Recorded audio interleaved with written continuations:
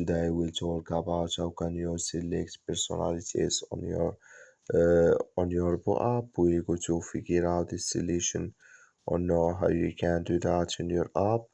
So all you have to do, so you just go above this sign, click on it here. Then it's going to show for you a list like this. Then all you have to do, you just click here on personalities here, click on it. When you just click on it here, it's going to take you to this list here. So then here can you select here personality in this list here, or check here it is.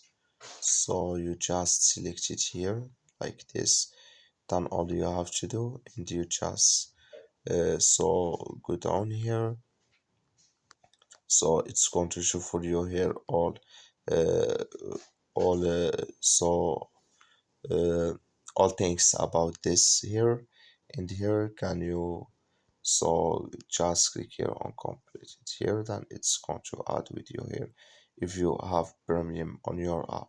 That's all you have to do. Thank you for watching. Don't forget to support us by liking, subscribe.